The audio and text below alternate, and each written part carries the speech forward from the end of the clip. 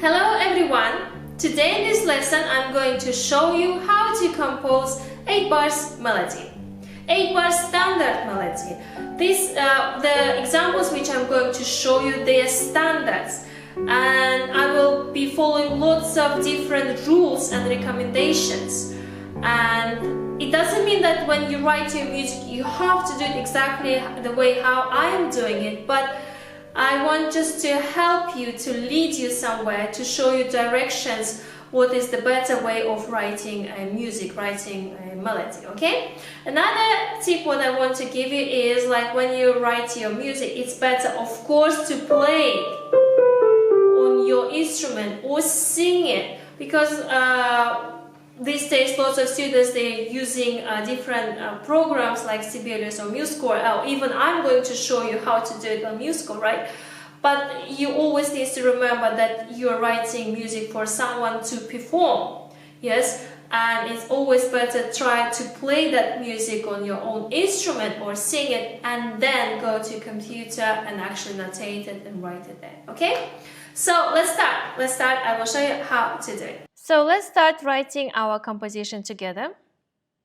Before you start doing anything, I want to explain you the structure of our melody. Please remember, any melody, most of the melodies in the world, they consist of 8 bars. Only 8 bars, not 9, not 10, not 15, just 8 bars, period it's called, okay? So from here to here. Your melody is going to start here, it's going to finish here. If it's going to finish here, what do you think should we put in the end? My composition is in C major, so that means in the end I'm going to put note C. Just put it there, so you will know where to go in the end, okay? Inside this period, we have phrases. Some phrases, they're long phrases, some phrases, they are short phrases, okay? Now, please remember, we have longer phrases and shorter phrases. So what are the longer phrases? Longer phrases, they usually start from here and they finish here, in the end of your fourth bar.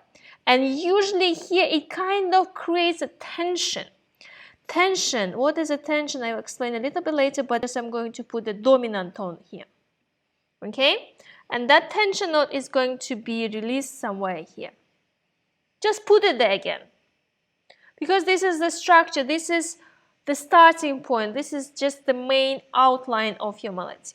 Okay, next thing, usually in music, this the first phrase which starts from the beginning and to the fourth phrase here, it's called the questioning phrase, or it's called antecedent. And then the second phrase, which starts from your fifth bar till the end, is called the answering phrase, consequent. Okay? I can show you this example here. This is Mary Had a Little Lamb. You know this song? Yes? Listen to it. The first phrase, it sounds like it's a question. And the second phrase, it answers that question. Listen.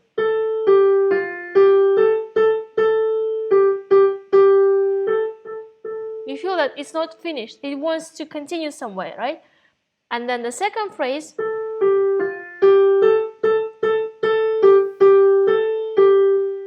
comes to the tonic. Or another example here is Ode to Joy by Beethoven, question phrase, and again count to the bars. We have 1, 2, 3, 4 bars.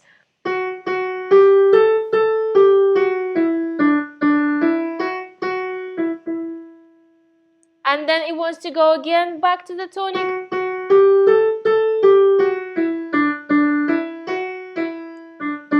And finishing on tonic, G major. Okay? Also, inside these longer phrases, we have short phrases. Again, if you look here, this Beethoven's example here, the shorter phrase goes 2 by 2. So listen. That's first phrase. And second phrase. And again another phrase, and then last one. So outline is like 2 bars plus 2 bars. Altogether they make 4 bars of long phrase, and then another 2 short phrases. they make a long 4-bar phrases. That is your structure. That is a perfect structure. And if you want your music to be perfect, if you want your music to be balanced, you need to have a very good structure, like 2 by 2 and 4 by 4 all together make 8. Okay? Next thing, music is all about tension and release. Tension and release. Tension and release. What is a tension in music? I will show you. Like when, can you feel this is a tension chord which wants to resolve back to tonic? Okay? Let's look at these degrees of the scale. This is C major scale. Yes? And it's got different degrees, different notes, 7 notes. Yes? 1, 2, 3, 4, 5, 6, 7, which goes to 1. And it's got different names like tonic, supitonic, and the median, subdominant, dominant, submedian, the leading, and upper tonic. And they all have different functions. You need to remember the most important notes here. The most important tone, of course, is tonic. Tonic, because it's just like your home key. That's from where you are and where you want to go back. Okay? Next one are subdominant, dominant, and leading note. Remember the numbers, number 4, 5, and 7. Listen to them. Number 4, 5, and then 7. These three notes, even when you play them together, they create some kind of tension. Yes, if you play them in any different position, all these 3 notes, they make a tension and they want to be resolved to tonic. And the other notes, which are supitonic, median, and submedian, they're not so important. You can use them somewhere in between. Okay? Also, when you write your melody, you need to think about harmonies, because melodies and harmonies, they come together. It cannot be just like you write your melody and you don't think about your harmonies, and then actually if you do that, your melody, it will be very difficult to find harmonies for your melody if you don't think about it straight away. So when you write your melody, you need actually to think about the harmonies at the same time. Harmonies, I mean the chords. Which chords you're going to imply here. So if you look at this example which I have here, I have chord 1 at the beginning, yes? And then chord 5.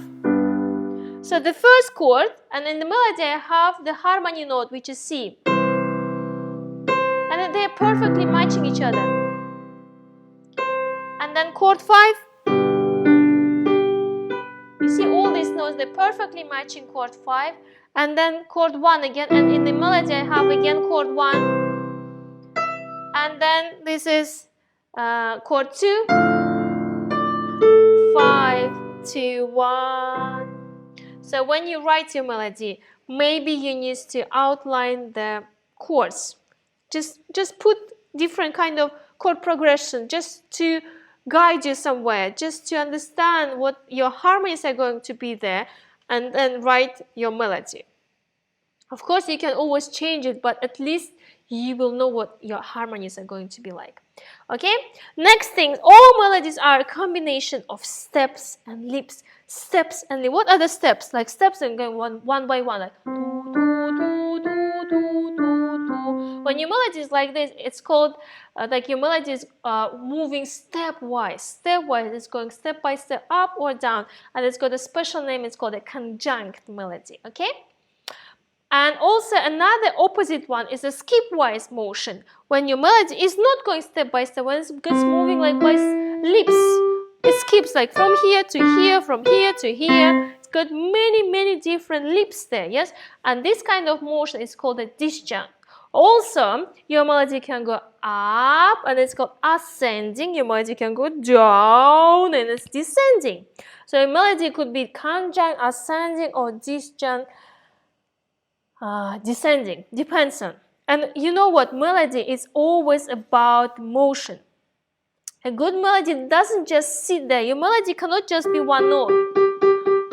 Your melody has to go somewhere, and that's actually that is what is called a contour, a line in music. You need to create some kind of line which is going up or down, up and down. You need to create that melodic line inside of it. Okay. Next thing, also in the melodies, is a good idea to use sometimes arpeggios. What is arpeggio? Arpeggio is a broken chord. Broken chord, so when you have a chord, for example, C major, you just can play these notes one by one. And it makes arpeggio. And lots of melodies they based on arpeggio. So it's a very good idea to use some kind of different arpeggios. And then this is what comes next. It's repetition, contrast, and variation. Okay, so what is repetition? Repetition is like when you repeat something. Okay, let me show you this example. This is a very famous song. It's called Freya Jack. Listen to this.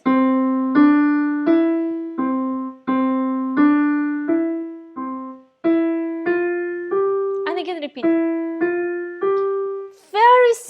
Very simple, but it's so good because it's got the repetition. And you know why we need repetitions in music?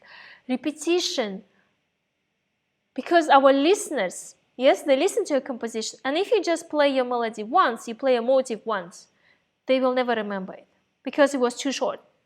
Your listeners, they need reminding you, they need to hear that again and again and again until they remember it. And that's why we need the repetition in music. Okay, so once you have your first motive, then it's a good idea to repeat it in the second bar.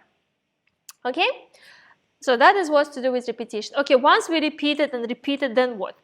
Then we need something new, something what we never had before, and it's called a contrast. Okay, what is a contrast? Contrast, remember, something different. Something different. Let's look at this example. For example, this is song Lightly Raw. It is in A major here. So at the beginning we have, and this is repetition, yes, repetition, one tone lower, and then this is a contrast. Melody is going up. It's something different here. Listen, do, ro, ro, ro. It's absolutely different if you compare this third bar with the first bar, right? Yes. So this is what we need to develop your motif. You need to repeat it, then you need to create something new. Okay? Something new. And also when you have second phrase coming, when you have your second phrase coming, and here you of course will start with maybe even the same as your first bar, and then what? Again, then what to do? Again, some students, they can be stuck. I don't know what to do. Next thing to do is a variation. What is a variation? Variation is a halfway between repetition and contrast. You repeat the main motive, but you change something there. You might say what to change. You can change rhythm. You can make your notes shorter or longer, or you can change some notes. Yes, so if you have like only E, F, G, you can go E, A, G. Change some of the notes, just play with it and see how it goes, and then it's a very, very good way to change your main melody. Okay, and actually that's it what I have from theoretical side. And now let's actually try to write our composition.